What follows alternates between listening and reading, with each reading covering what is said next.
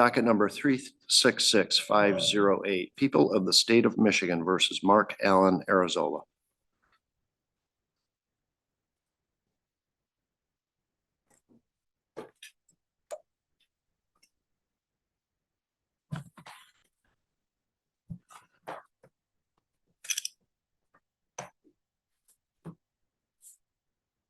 Good morning. May it please this honorable court, Alona Sharon on behalf of Mr. Arizola. I will try to reserve 3 minutes for rebuttal if necessary. Welcome, Judge Mariani.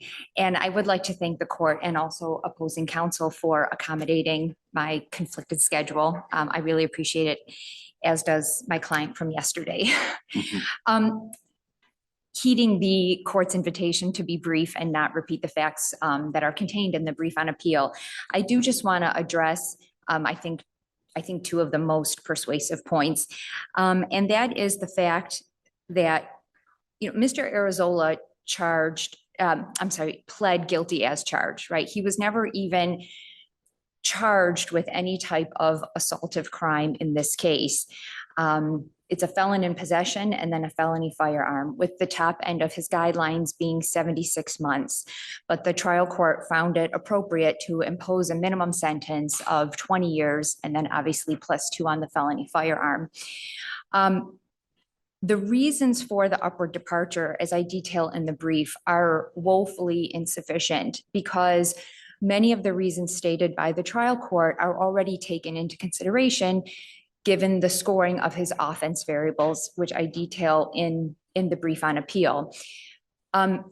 There is this issue of scoring of OV13, right, which he isn't scored for.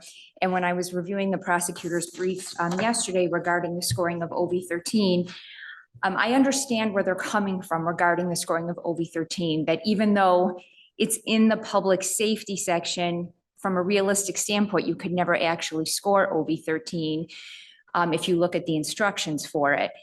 So I kind of understand their point in that respect.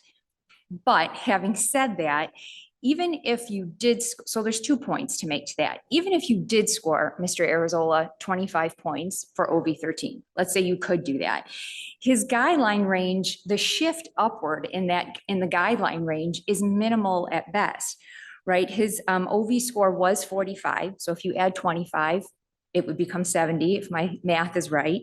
And his new guideline range, it was 19 to 76 because he's a habitual fourth. It would only shift to 22 to 76. Where he's at in the guideline grid, first of all, 76 is the highest it goes. Even if his OV score went into the highest grid, right, which for a Class E felony is 75 points plus, 76 is where you top out at a Class E. And he's not even in the highest grid, even if you score OV13. Having said that, even if the instructions for OV13 weren't kind of messed up in the way that they are, that he can't be scored the 25 points, even if there were instructions that allowed for it, he still wouldn't be eligible for it because he doesn't have a pattern of felonious conduct that falls under public safety crimes, right? Because as the prosecution points out, you have to have a pattern of felonious activity that matches the convicted offense, right? He would have to have a pattern of felonious conduct of public safety crimes, which he doesn't have. So even if the instructions allowed for the scoring of OV13, you still wouldn't be able to score him because his criminal history doesn't warrant the scoring of OV13. So I just want to make that response to that argument. One, even if the instructions allowed for it, his criminal history doesn't warrant it. If you don't agree with me on that, even if you did score the 25 points, he tops out at 76, which is where he is now. And the court imposed a minimum sentence of 240 months. Judge, did you have something? No. Oh, okay. I'm sorry. I'm getting there. But Okay. Lastly, Your Honors, I also think that, to me, respectfully, it's clear from the record that this judge has somewhat of a sentencing policy for people who sort of top out at some point, that if you reach a certain level of a criminal history or points, that he is going to impose what he considers to be the most severe penalty possible. And that does take away from individualized sentencing, and that is violative of our sentencing policies in this state. And for that reason alone, Mr. Arizola is entitled to resentencing. But this upward departure sentence it's offensive. It is not even in the neighborhood of what a defendant who is convicted of a Class E felony is eligible for. Even if he was off the charts in PRVs and OVs for a HAB4, the most severe guideline range is 24 to 76. And that's not even taking into consideration the mitigating nature of this offense, because the prosecution doesn't contest the underlying facts that he walked in and saw I believe it was his sister, being strangled. And that's what led to the assaultive conduct for which he wasn't even charged with. There does seem to be something somewhat, I don't know if I want to say intellectually dishonest, but to not charge Mr. Arizola with an assaultive crime, I'm assuming because the prosecutor's office didn't believe it was warranted, but then at sentencing to turn around and then argue that he is entitled to a drastically aggravated sentence that reflects a much more serious crime, it just doesn't fit the underlying crime for which he was charged and for which he pled to. Now I have. Yes. So in terms of the sentence, am I right that what's the statutory maximum here?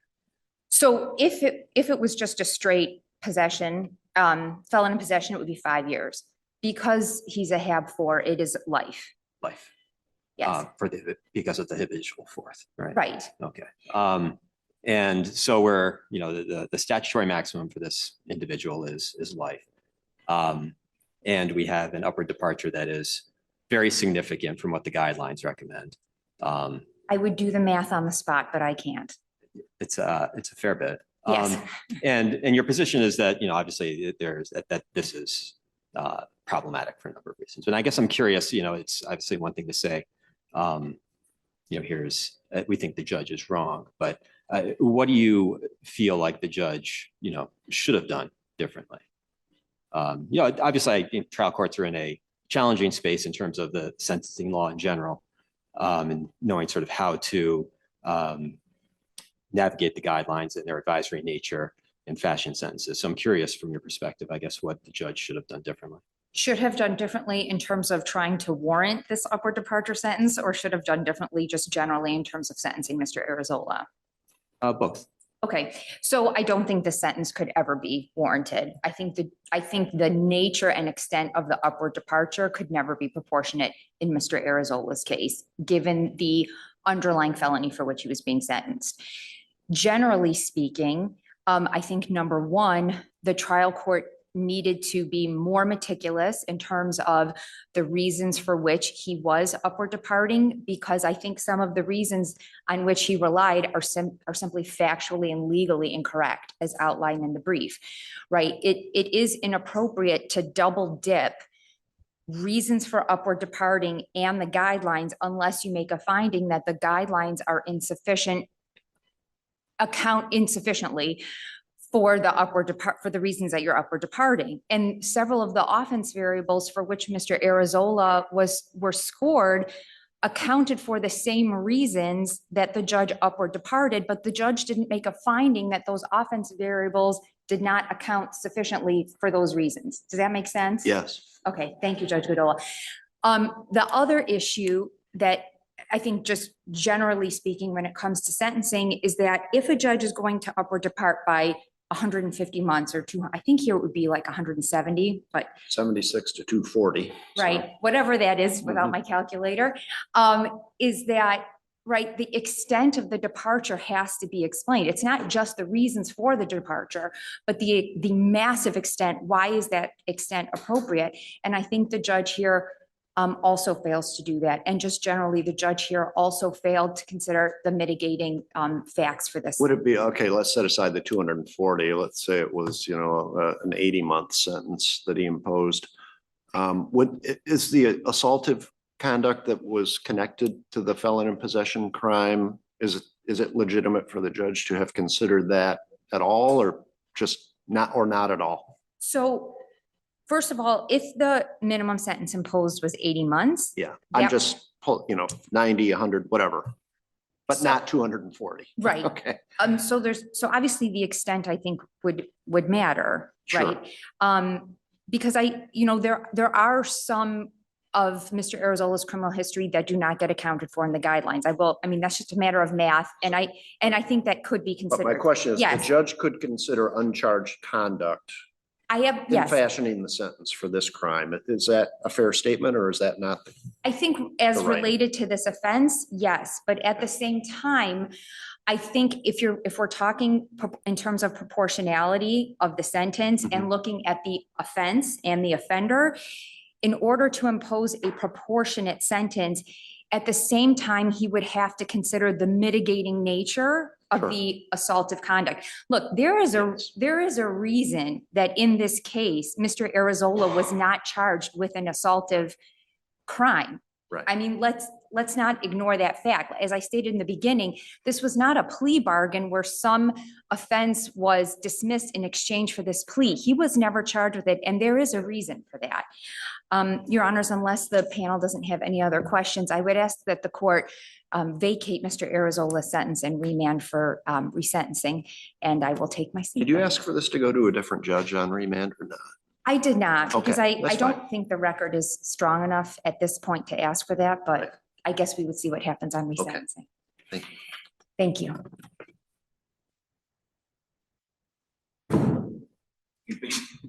You're fine.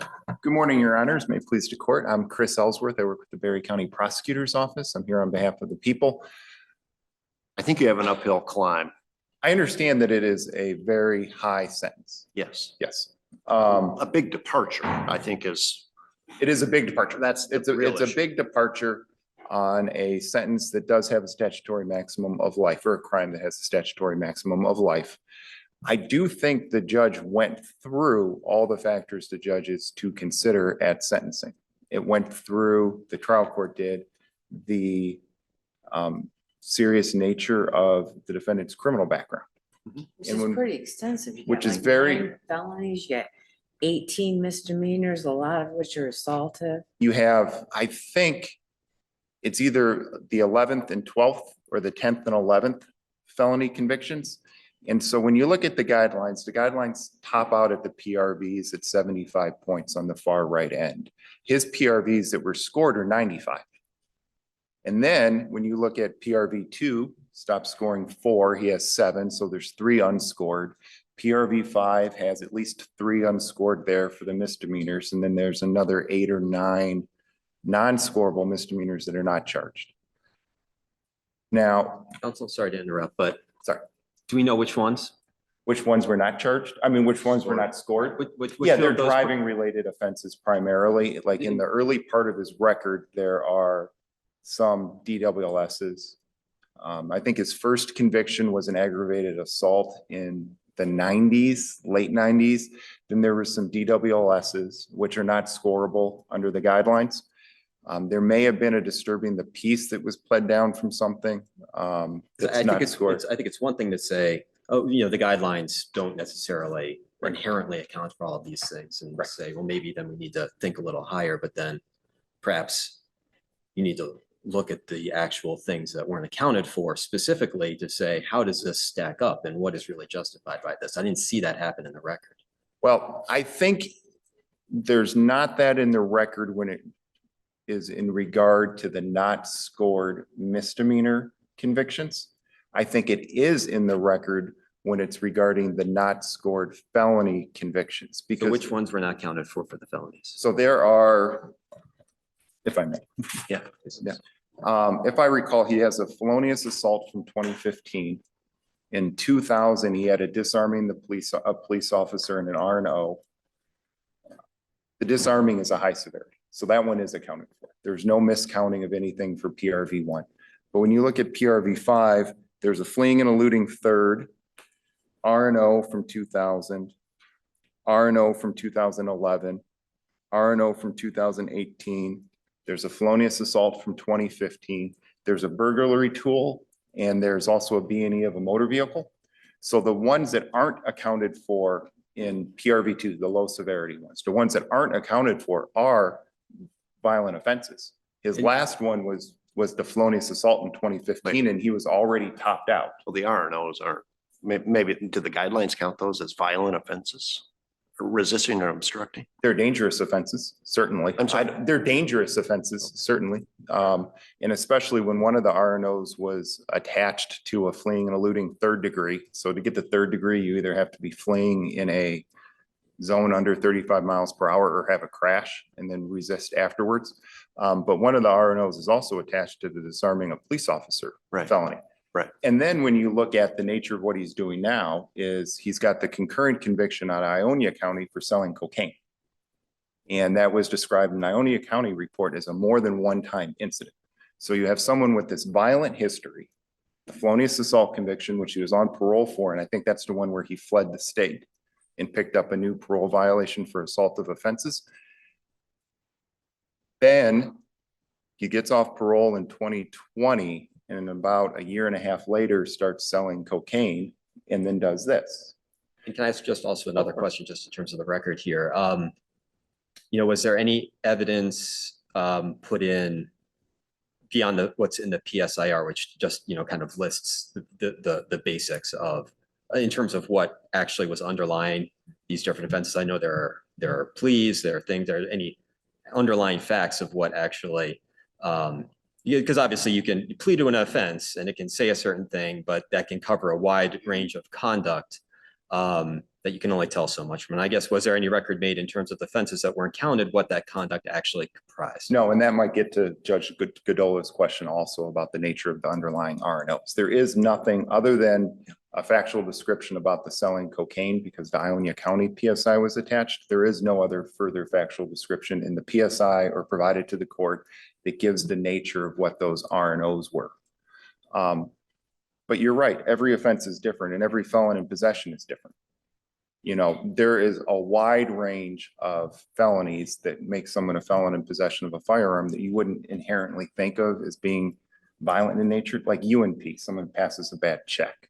I don't think of that necessarily as something that's, or not even necessarily, that's just something that's not violent. But that makes someone a felon in possession of a firearm.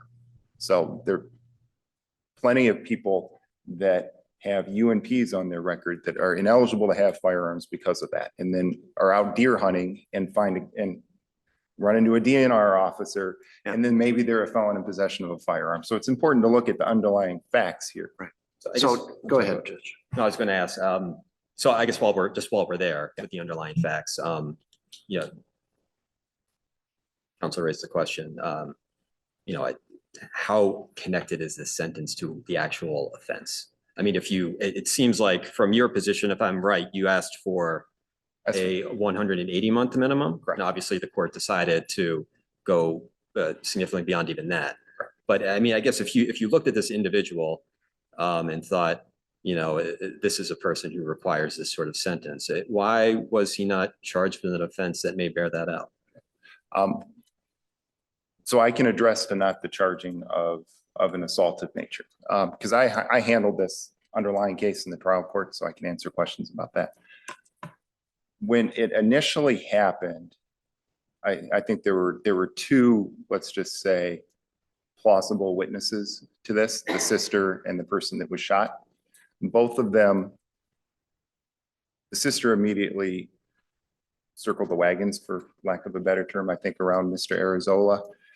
The victim never wanted prosecution, and I know that we're not reliant on that, but he did not want to go forward.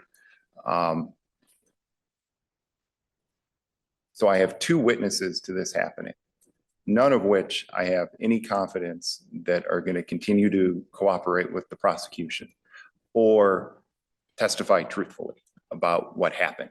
And that puts me in somewhat of a position where I discuss with my detective and we decide, just based on our prosecutorial discretion, do we think we're going to eventually be able to sustain the burden? Because if I had charged him with an AWIM charge, assault with intent murder, and they don't show up, then I'm left with an AWIM charge hanging out over him, and then being accused of bargaining an overcharged case away to get a different conviction. And so there's always that kind of second looking back at what we did. We tried to figure out what we could sustain when we charged it. And I guess, that's just to, I guess, counsel's, point in terms of the, what was pleaded to and what the offense and the sentence ended up being. I mean, is it, fair to expect from Mr. Arizola's perspective that he's accepting a plea to felon in possession, Like felony what he- firearm, and then you come into sentencing and you find out that instead of the range that has been recommended from the PSIR, you end up, 3 to 4 times above that. Completely understand, because there is that level of fairness, right? Hey, what is someone looking at going into it? And here he pled to a life offense with no sentencing agreement.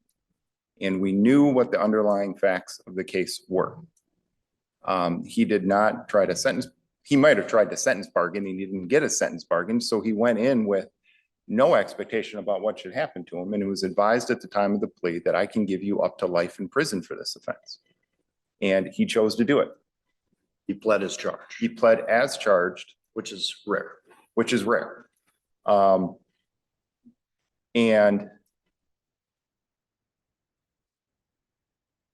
I was aware that there was something pending in Ionia County also, but I think he entered that plea before he entered our That's the plea. drug charge. The selling drugs to the cocaine to the confidential informants. Mr. Ellsworth, you've done a pretty nice job of at least laying the foundation for a departure sentence. I don't know about this departure, but a departure.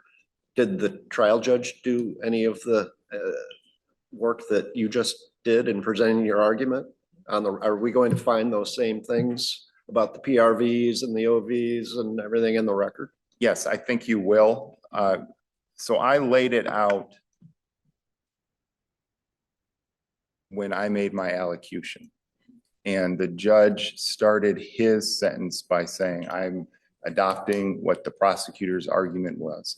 And then the judge did go through, and he's not using the same words I'm using, he's not, but he did go I think, through all the prior records. That does kind of refresh my recollection to what you just said, that you put it on the record, the judge sort of concurred in that, if I recall. And then I think the judge went through his record in fairly good detail. I've been here before where there's been less of a record made at sentencing. And the judge did go through all the prior records to inform the severity of the felon in possession charge. Because as I said, they're all going to be different.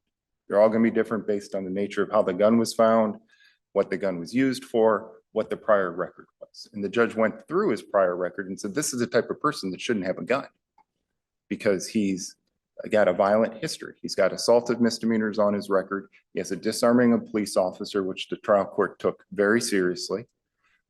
He has the prior felonious assault. He's selling drugs, went through his conduct while he's been out, and went through his prior times on probation and parole and noted all the prior probation failures, noted all the prior parole failures, went through all the sentencing factors, the severity of the crime, the reformation of the offender, punishment, deterrence. Judge here very much realized it was an upward departure, and so took his fact-finding role there seriously. And I don't think there was any clear error in any of the judge's findings regarding what could be considered as an upward departure. And what about extent? To circle back, obviously it was, in your view, an upward departure was necessary, and you put it at 180. The judge went well above that. Even that, and the one that you were recommending was a substantial departure in itself. So it's one thing to say, I don't think this guideline range captures the offense and the offender. I need to tailor something differently. And then it's another thing to say, here's what I'm tailoring and why. And that's a lot of extra space to tack onto a sentence. So what in the record adequately substantiates that? So it depends on, I know my colleague who I have another case with, I talk with her, I've referenced, where else in the guidelines can you fit this? That's not necessarily the only way, and especially in a case like this where there isn't a chart for where he would be if you scored all of his prior record and you scored all of his probation violation failures. One way is to reference a chart, like let's say, and I think it is useful. The guidelines are a useful framework. One way is to reference the guidelines and say, oh, I can address OV13. I think my argument got misunderstood just a little bit about why I said that the pattern wasn't there, but you could address it with the guidelines if there was someone that was not on the far corner of it and there was a different cell to pop him into, but there's nowhere else to pop him into because he's already off the charts as far as his PRVs go. And there are inherent in what the court did, his rationale for why I thought this was this 20 was more proportionate, because he went through, the trial court did, all the background, all the probation failures, and so it's just inherent in the nature of. Why 240 and not 180? Why 20 years rather than 10, right? That's what we're talking about. It's the differences of extent. And obviously, those are big differences for an individual. I completely agree with that. And if you look in the record, I can't point you to something where the judge said, I think 240 is more appropriate than 180 or 160 or 150. What I can say is that's just inherent in the nature and the reasons. I cited a case that I immediately retracted in my brief. And when that case was remanded down, it was the Parnell case that I had cited and then withdrew once the Supreme Court issued their order.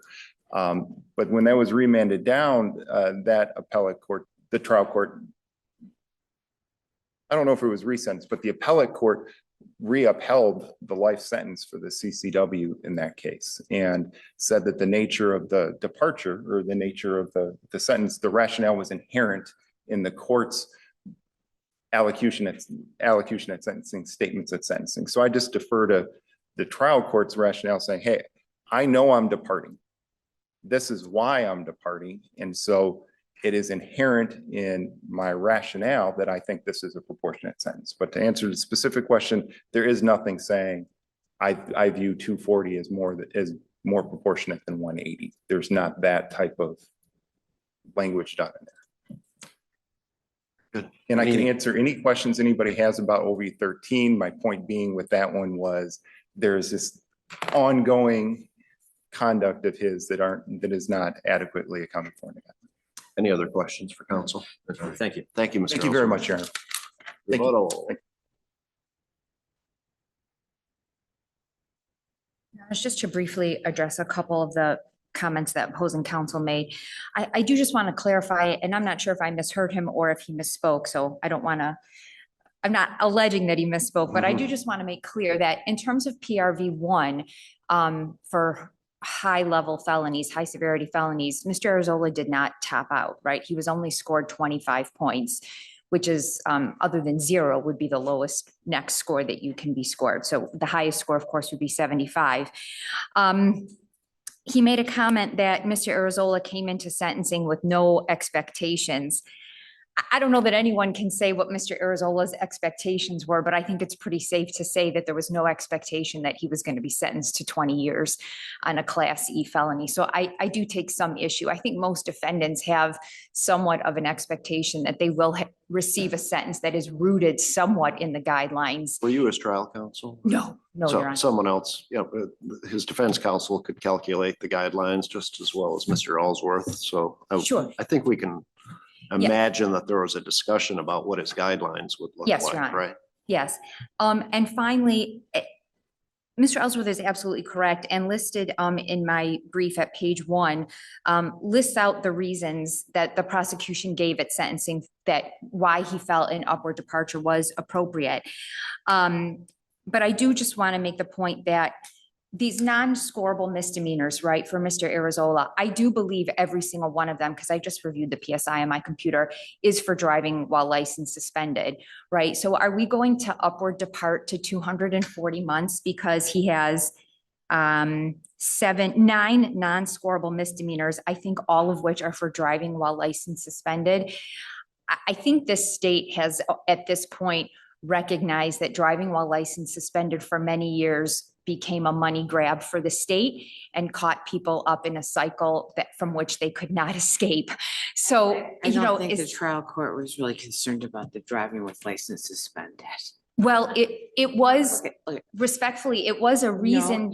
what you're saying is like, you want to define this individual by the charge against him. And the trial court was looking at the whole history of your client, and it wasn't just a driving while license suspended. It was, he is selling drugs, he's violating probation, he's violating parole. This, the trial court went through that. It's not. One of the reasons stated by the prosecution at pages 11 to 13 of the sentencing transcript was the fact that the guidelines did not count 9 non-scorable misdemeanors. Right. That's the only reason, right, which were driving while license suspended. What about the felonies, counsel? So there were 3 non-score. So the point made by the prosecution, which is accurate, is that Mr. Arizola had 7 scorable, low severity felonies. But the most that the guidelines account for is 4. So there would be 3 that were not accounted for in the guidelines. In fact, and that is factually and legally accurate. I don't take a objection to that. That is, Do we know which ones? Which ones? Were not counted. oh, I mean, I think you could pick out any That- 3. It wasn't specified then, which No. ones were counted and which ones weren't. No. Okay. Again, another reason that the prosecution stated was the scoring of OV13, but I think I've already explained why that wasn't a factually or legally accurate reason to upward depart. And again, another reason was the fact that Mr. Arizola shot someone, but at the same time, at no time during sentencing did the prosecution ever dispute the facts that Mr. Arizola shot a man who was strangling his sister at the time. So, and just to respond, and then I'll sit down, Your Honor's question about why 240 months instead of 180. And I would respectfully suggest that the trial court's intention is that Mr. Arizola dies in prison, that this become a death sentence for Mr. Arizola. His ERD will be when he is 70 years old. And I think the record is very clear that that was the intention of this trial judge. And he makes very clear that his position is that once you reach a certain point where you have to stop counting, I think was his phrase, is that you get the max possible and that he should never live within the community again. And so when Your Honor asks why 240 instead of 180 is because the trial court wants this to be a death sentence for Mr. Arizola. Thank you, Your Honors. All right. Thank you very much. Appreciate